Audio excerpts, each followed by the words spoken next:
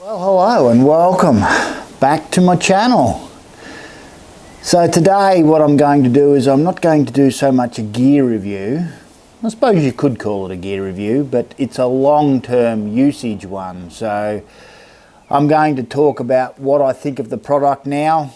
Am I still using it, or is it about to be moved on? So I've got the King's premium stove, the Dometic 11 litre fridge, the Brass Monkey 15 litre fridge with the 20 litre expansion lid, also the King's fire pit, and also talk about the King's 270 degree awning and the Rhino Rack batwing awning.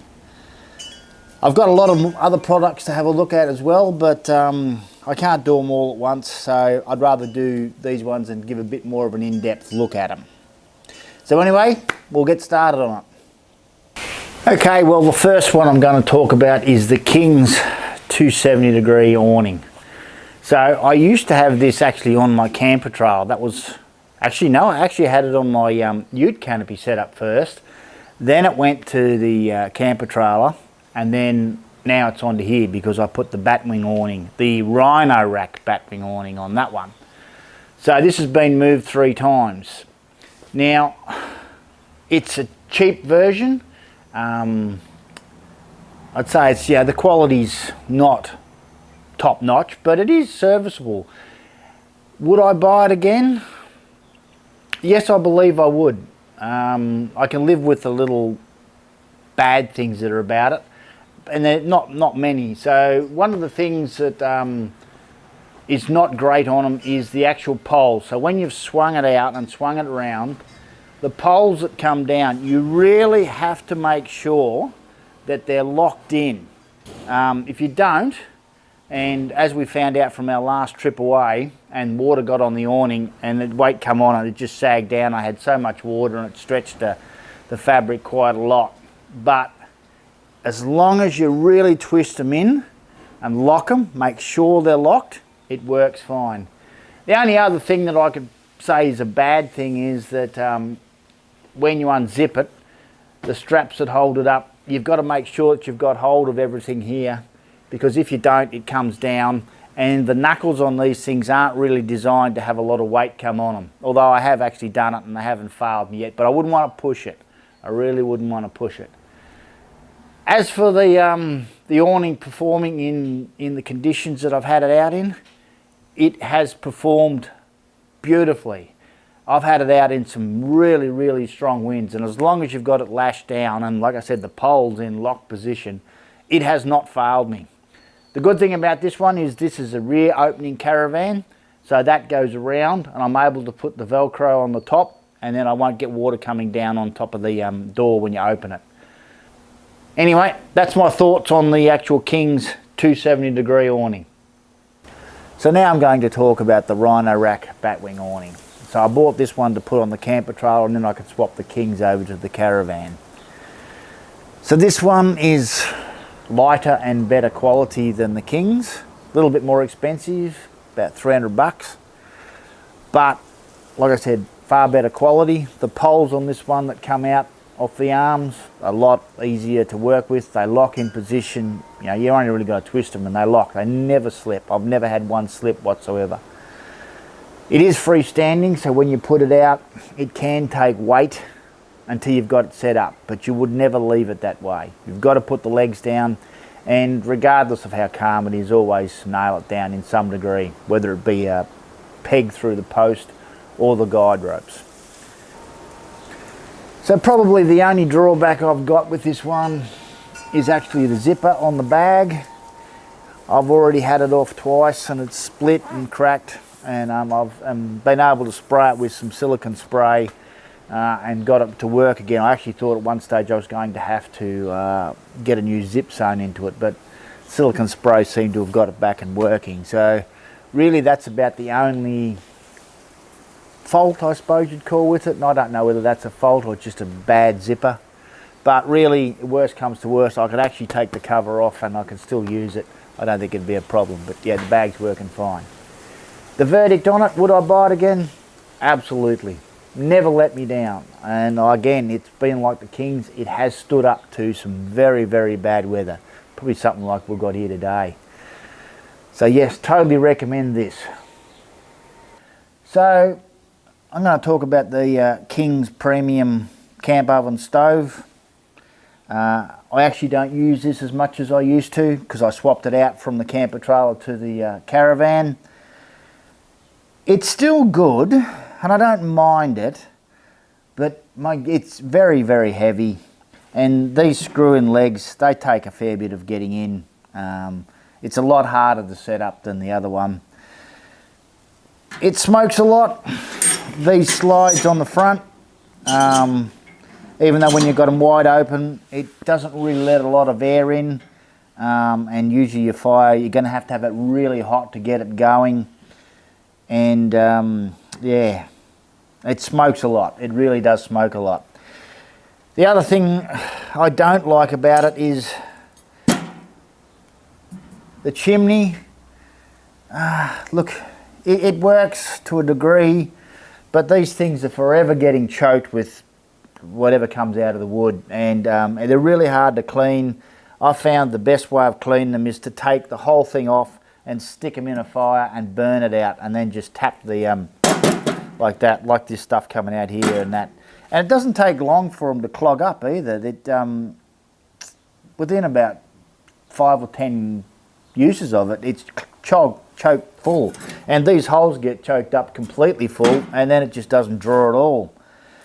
It's got a good flat area on the top to put your kettles and your fry pan and everything on, and you can take that off and you know, cook on the open fire. But to tell you the truth, if I had it over again, no, I probably wouldn't buy one. I still use it, but that's because I've got it and I'm not going to sell it. I would go for the Kings fire pit. It's much easier to set up and just easier to use.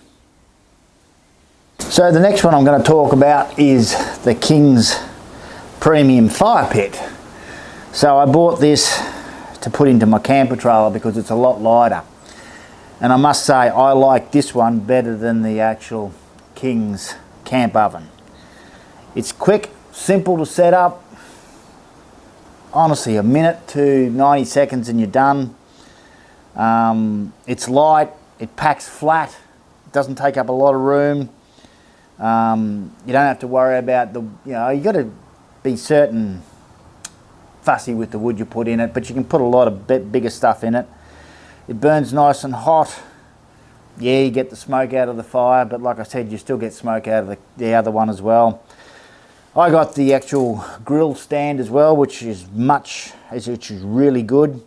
You can put your fry pan on it, you can put and then you put your kettle on it, and you can also cook your steaks and everything on here, which is the way I like my meat cooked too. So I give this one the top thumbs up. I would choose this before the Kings, the other Kings one. It's just so much better. Really love it. So now on to the fridges. So this is a Dometic CF11. The verdict on this, yes, it's a great fridge. Would I buy it again? No, I probably wouldn't. It works great, it doesn't draw a lot of voltage, it keeps things nice and cool, but yeah, it is small. And I admit, I bought it.